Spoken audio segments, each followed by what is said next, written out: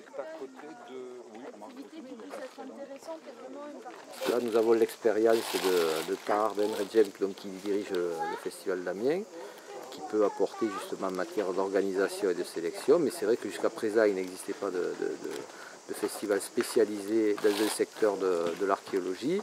Et donc on expérimente un peu et on va voir ce que ça donne cette année. On va voir de quelle manière ça peut progresser avec le centre du Pechmerle, un véritable festival. L'intérêt, c'est de voir un peu quel style de festival on peut construire ailleurs que ceux qui existent. Et puis s'il peut y avoir des thématiques bien précises, ici la préhistoire, ailleurs l'archéologie sous-marine, il y a plein d'idées qui peuvent venir à l'esprit.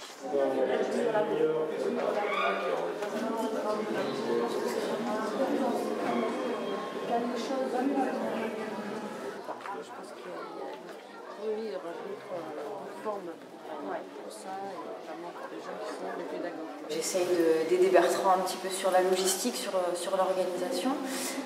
Je trouve que c'est un projet qui est très intéressant par rapport au site sur lequel on se trouve et sur la thématique. Donc j'ai essayé d'aider comme je pouvais un petit peu en amont. Nous on est là pour essayer de faire un petit peu le lien entre les dessins, la grotte, les hommes préhistoriques, les dessinateurs préhistoriques et ce public qui vient dans la grotte en essayant de les aider déjà à la lecture des dessins, parce que comme tu as pu le voir, c'est pas toujours très très facile à lire, et puis essayer de remettre ça dans un contexte général qui soit et un petit peu intéressant sur la façon de le présenter et pas trop compliqué à aborder pour eux, quoi. Je pense que si en sortant de ces rencontres, en sortant de ces projections, les gens ont plus de questions qu'ils en avaient en arrivant et que ça leur donne envie de s'intéresser, ça leur donne envie de créer un peu de creuser un petit peu le sujet, je pense que dans ces cas-là, le pari est gagné parce qu'on participe un petit peu d'intéresser les gens à ça et de leur curiosité et de s'intéresser à la préhistoire tout simplement.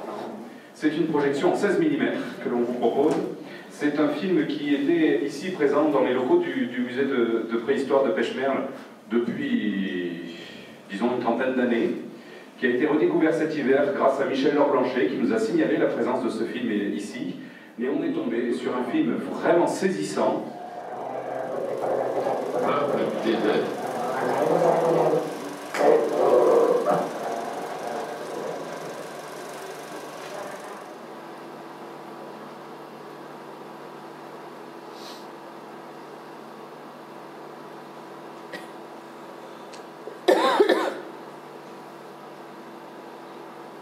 Gaddafi bat les épis de l'herbe qu'elle a rassemblée. Je trouve que le quotidien de ces populations est très bien rendu. Je trouve qu'il y a une qualité de film, de prise de vue, de montage. Il y a toute une tradition artistique de peindre sur des écorces ou sur des toiles d'ailleurs, comme les toiles qu'il achète. Et l'art australien, aborigène, est remarquable. Ça coûte très cher déjà. Et c'est absolument remarquable. Vous avez des villages entiers, des campements entiers qui vivent de cet art, parce qu'ils ont un ou deux artistes, et après qui vendent les toiles, et tout le village vit de ça. Est-ce que ce film n'est pas excessivement daté du point de vue du réalisateur, du metteur en scène? C'est vrai qu'il y a de magnifiques images, il y a de magnifiques plans qui sont pris, c'est intéressant sur le plan documentaire, mais je trouve qu'il y a énormément d'absence.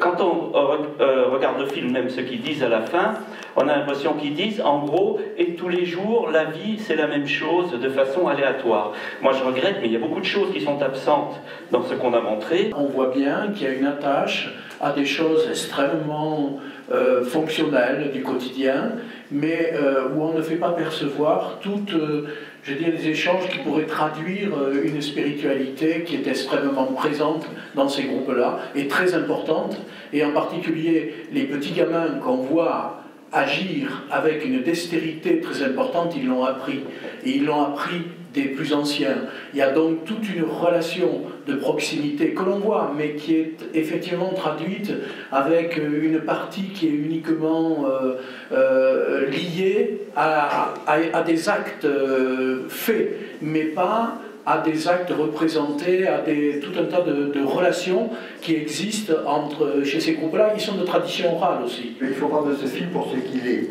C'est-à-dire, c'est un documentaire sur un aspect de la vie de ces gens. Et c'est l'aspect survie. au jour le jour dans un milieu extrêmement difficile. Ce n'est pas du tout une vision complète de ce type de société qui, effectivement, est beaucoup plus complexe.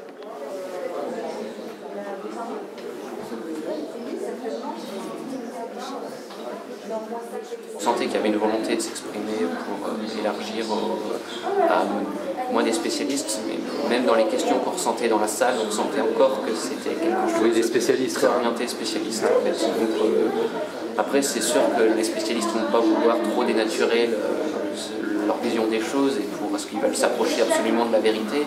Mais je pense que si on veut faire un festival et avoir pas mal de monde, il faut avoir un peu des ateliers, des choses comme ça.